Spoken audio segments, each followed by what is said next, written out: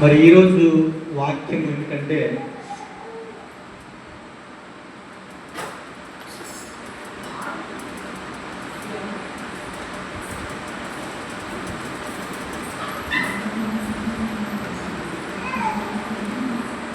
దయచేసి ప్రియ దేవుని బిడ్డలారా, వాక్యం ఏమిటయ్యా అంటే ధనవంతులు సరిపోతారు, పేదలు సరిపోతారు, దేవుని నమ్మిన వారు కూడా సరిపోతారు. కానీ దేవుని నమ్మిన వారికి మాత్రమే నిత్య జీవం కలదు. ఆమేన్. ఏం కలదంటారండి? నిత్య జీవం కలదు. ఈరోజు మన అంశము నిత్య జీవం అండి. ఏంటయ్యా ఈ నిత్య జీవం అంటే? ఎవరికయ్యా ఈ నిత్య జీవం అంటే? దేవుని నమ్మిన వారికి మాత్రమే ఈ నిత్య జీవం అండి. అసలు నిత్య జీవంలో ఉన్న మెలకువలేంటి, ఎలా అయితే మనం నిత్య జీవంలోకి వెళ్తామో, ఏ విధంగా నడుచుకుంటే మనం నిత్య జీవంలోకి వెళ్తామనే దానికి మనం కొన్ని వివరం ద్వారా తెలుసుకుందామని అనుకుంటున్నాను. ప్రియ సహోదరి సహోదరుడా, ఇందులో మొత్తము 3 రకాలుగా మనం ఇది భావించవచ్చండి. నిత్య జీవం గురించి 3 రకాలు మనం భావించవచ్చు. ఒకటి, నిత్య జీవం అర్థం ఏంటి? సెకండ్ ఏంటంటే దేవుడు మనకిచ్చిన ఆ నిత్య జీవం ఎలా పొందుతాము? 3, దేవుడు నిత్య జీవితం ద్వారా మనకిచ్చే వాగ్దానం ఏమిటి? మరి ఈ 3 వాక్యాల గురించి మనం తెలుసుకుందామంటే ప్రియ సహోదరి సహోదరుడా. మరి మొదటి వాక్యం చూసుకున్నట్లయితే యోహాను సువార్త 17వ అధ్యాయము 3వ వచనం. యోహాను 17వ అధ్యాయము 3వ వచనం. 17 అంటే పేజీ నెంబర్ 98 అండి. అద్వితీయ సత్యదేవుడు నిన్ను నీవు పంపిన యేసుక్రీస్తును ఎరుగుటే నిత్య జీవం. చాలండి. ఈ వాక్యం ఏం చెప్తా ఉందంటే నిన్ను పంపిన యేసుక్రీస్తును ఎరుగుటయే నిత్య జీవం. ముందుగా మనం ఎవరిని తెలుసుకోవాలంటే దేవుణ్ణి తెలుసుకుంటారు. ఫస్ట్ ఆఫ్ ఆల్ ఏంటంటే మనం దేవుని తెలుసుకుంటేనే నిత్య జీవం కలదని అక్కడ వాక్యం ద్వారా దేవుడు సెలవిస్తున్నాడు. ప్రియ సహోదరి సహోదరుడా, నిజంగా దేవుని ఎరగక లోకానుసారమైన వాటి గురించి ప్రాకులాడుతున్నామండి మనం. దేని బట్టండి? లోకానుసారమైన వాటి గురించి. ఇక్కడ వాక్యం సెలవిస్తుందంటే దేవుని అంటే ఆయన పంపిన తండ్రిని పంపిన దేవుడు యేసుక్రీస్తుని ఎరుగుటయే నిత్య జీవం చెప్పి వాక్యం సెలవిస్తూ ఉంది. అటు రీతిగా మన వాక్యానుసారముగా ఉంటే దేవుడు నిజమైన దేవుడు యేసుక్రీస్తు మనం ఎప్పుడైతే నమ్మామో అక్కడే మన సగం మార్పు కొట్టేసినట్టండి. అక్కడే మనకి సగం నిత్య జీవం వచ్చేసినట్టే. అటువంటి నిత్య జీవానికి కాకుండా లోకానుసారం గురించి ప్రాకులాట వల్ల నిత్య జీవం మనం పొందలేకపోతున్నాం. ఈ మాట నేను అనొచ్చాను కూడా తెలియదు, కానీ మరి నేను మెసేజ్ పెట్టి ఉన్నాను గ్రూప్లో. ఇవాళ స్కూల్కి పిల్లలకి స్కూల్ తీస్తున్నారు. చక్కగా పిల్లలందరూ సంతోషంగా మరి ఫ్యామిలీస్ వస్తే చక్కగా అయ్యగారు ప్రార్థన చేసి రేపు స్కూల్కి వెళ్తారు కదా, చక్కగా మంచి డ్రెస్సింగ్కి వెళ్ళేవాడు. పెట్టినా సరే రెస్పాండ్ మాట దేవుడు, కానీ కనీసం ఒక్కరు కూడా రాలేదు. కనీసం ఇంటికి ఒక్కరు చొప్పున సరే కనీసం 30 మంది వచ్చేవాడు. శుక్రవారం కూడా జనం రావడం లేదు. మరి దీని గురించి మనం ప్రార్థన చేద్దాం, చింతించాలి, కానీ ప్రార్థన చేయాలి. ప్రార్థన చేయగా దేవుడు కార్యం చేస్తాడు. గడిచిన 4-5 వారాల నుంచి చూస్తూనే ఉన్నామండి. నేను అయితే శ్యామ్ గారి పాస్టర్ మొత్తం 3 వాక్యం చెప్తా ఉన్నాం. ఏదో 2-3 తప్ప ఎవరు రావడం లేదండి. దాన్ని బట్టి దేవుడు కూడా బాధపడతా ఉన్నాడు. అయ్యా 1 గంట కదా, మనం 2-3 గంటలే ఉంచుతాం, ఒకే 1 గంట ఉంచుతున్నాం, కానీ 1 గంట కూడా ఎవరు రాలేకపోతున్నారు. ఇట్లా అయితే నిత్యం ఎలా వస్తుంటారండి? రాదు కదా. 99% ఉన్న 1% ఫెయిల్ అయినా సరే వాళ్ళు నిత్యజీవం రాదు. 100కి 100% పాస్ అయిన వాళ్ళు మాత్రమే నిత్యజీవం వెళ్తారు కదా. మరి వాక్యం అలా సెలవిస్తూ ఉంది ప్రియ సహోదరి సహోదరుడు.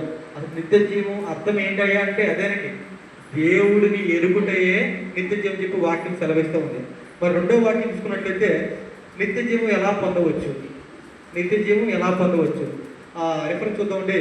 3వ యోహాను సువార్త 3వ అధ్యాయము 16వ వచనం. మనకి అందరికీ తెలిసిన వాక్యమే, మనకి ఇష్టమైన వాక్యము, సండే స్కూల్ పిల్లలు ఎక్కువ చదివే వాక్యం కూడా అదేనండి.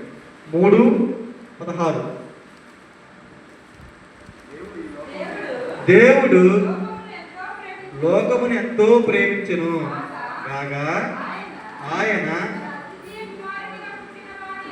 తన అద్వితీయ కుమారునిగా పుట్టిన వాని యందు విశ్వాసించు ప్రతివాడును నశింపక నిత్య జీవం పొందినట్లు ఆయనను అనుగ్రహించును. ఆమేన్. మంచి వాక్యం దేవుడు, చక్కని మంచి వాక్యం మనకి తెలివించాడు కదండి. ఏంటంట? ఆయన లోకమును ఎంతో ప్రేమించెను కాక ఆయన యందు పుట్టిన వారు ప్రతి ఒక్కళ్ళు విశ్వసించి ప్రతివాడు అంటే దేవుని యందు భయభక్తులు కలిగి శ్రద్ధ కలిగి వాక్యములకు అనుగుణంగా నడుచుకొని ఆయన మార్గంలో నడిచే ప్రతివాడు విశ్వాసం కలిగి ఉంటే వారికి నశింపక అంటే వారు అంటే ఏమంటారు సైతాన్ని కలిగి పడకుండా ఉన్నవారికి నిత్య జీవం పొందినట్లు ఆయన అనుగ్రహిస్తున్నాడంట. చూసారండి ఎలా పొందొచ్చు? ఆయన అనుగ్రహిస్తున్నాడు. అయ్యా నీకు నేను నిత్య జీవం ఇస్తాను రండి అంటే మనం దాన్ని ఏం చేసుకున్నాం? నశించిపోయేలా చేసుకుంటున్నాం. ఎలా చేసుకుంటున్నామండి? నశించిపోయేలాగా. ఎందుకు మనం నశించేలా చేయాలి? మనం పొందుకున్నట్లు చేయాలి. ఎలా చేయాలంటారండి? మనం నిత్య జీవం పొందుకోవాలి. విశ్వాసము ద్వారా మనం నిత్య జీవం పొందుకుంటే ఆయన నేను నీకు అనుగ్రహిస్తానని చెప్పి వాక్యం ద్వారా సెలవిస్తున్నాడు. ప్రియ సహోదరి సహోదరుడా, అట్టి రీతిగా విశ్వాసము కలిగిన ప్రతి వ్యక్తికి నిత్య జీవము ఆయన ఇవ్వడానికి రెడీగా ఉన్నాడు. ఆయన ఒక ఉచితమైన గిఫ్ట్ ఏమంటారంటే ఆయన ఉచితమైన గిఫ్ట్ ఇవ్వడానికి సిద్ధంగా ఉన్నాడు. కానీ దానికి మనం సిద్ధంగా ఉన్నామా అని మనమే ఒకసారి ప్రశ్న వేసుకోవాలని నేను మీకు గర్తిస్తున్నాను ప్రియ సహోదరి సహోదరుడా. నిజంగా మరి ఇంకో వాక్యం చూసుకున్నట్లయితే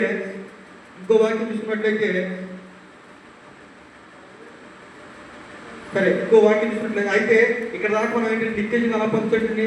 ఆయన విశ్వసించి ప్రతివాడు నిత్య జీవం పొందినట్లు దేవుడు మనకు అనుగ్రహించడానికి ఆయన సెలవిస్తా ఉన్నాడు.